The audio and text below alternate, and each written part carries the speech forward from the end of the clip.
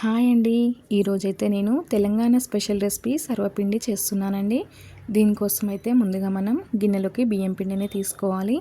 సన్నగా తరిగి పెట్టుకున్న కొత్తిమీర, కచ్చపచ్చగా దంచుకున్న వెల్లుల్లి, సన్నగా తరిగిన ఉల్లిపాయలు, పల్లీలు, నువ్వులు తీసుకోవాలి. నానబెట్టి పెట్టుకున్న శనగపప్పుని హాఫ్ అన్ అవర్ పాటు నానబెట్టుకొని పక్కన పెట్టుకోవాలండి.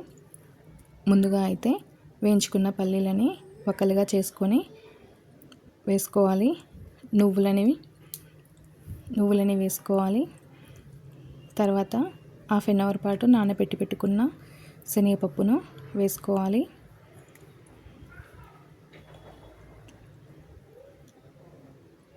రుచికి సరిపడా కారం,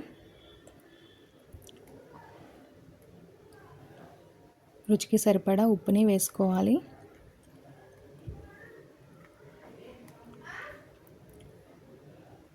ఇందులోనే కొద్దిగా జీలకర్ర వేసుకోవాలి, కొద్దిగా పసుపు,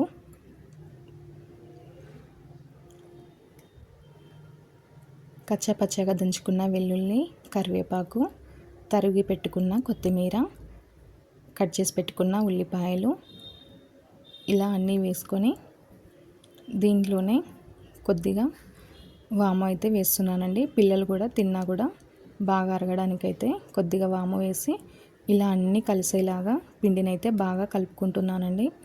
ఇలా బాగా కలుపుకోవాలి. ఇలా అన్ని పిండికంతా బాగా కలిసిన తర్వాత కొద్దిగా వాటర్ యాడ్ చేసుకుంటూ పిండిని అయితే చపాతీ ముద్ద కంటే కొద్దిగా సాఫ్ట్గా అయితే కలుపుకోవాలండి. ఇలా కలుపుకున్న పిండిని గిన్నెలు తీసుకొని దాంట్లో కొద్దిగా ఆయిల్ వేసుకోవాలి. 2-3 స్పూన్స్ వరకు ఆయిల్ వేసుకొని గిన్నెకంతా ఇలా చుట్టూతా రాసుకోవాలి. తర్వాత పిండి ముద్దని కొద్దిగా తీసి గిన్నె అడుగులో వేసి ఇలా చేతితో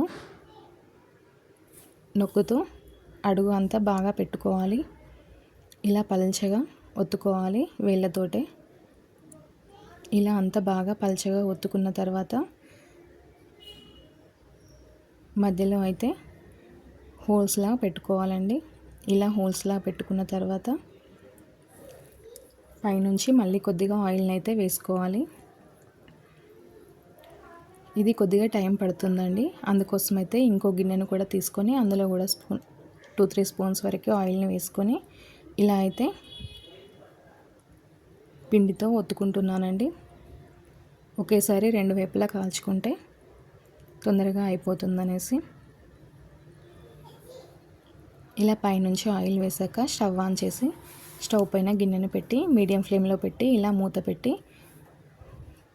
బాగా కాల్చుకోవాలి.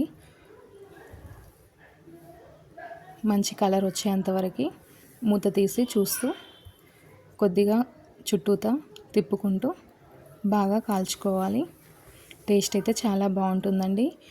ఈవినింగ్ టైంలో ఇలా చేసుకొని టీతో పాటు తింటే ఇంకా చాలా బాగుంటుందండి. చూసారుగా ఎంత బాగా కనిపిస్తుందో. చాలా క్రిస్పీగా చాలా టేస్టీగా అయితే ఉంటుందండి. ఈ వీడియో కనుక మీకు నచ్చినట్లయితే మీరు కూడా ట్రై చేయండి. మీకు ఎలా వచ్చిందో కామెంట్ చేయండి. మా ఛానల్ని సబ్స్క్రైబ్ చేసుకోండి, లైక్ చేయండి.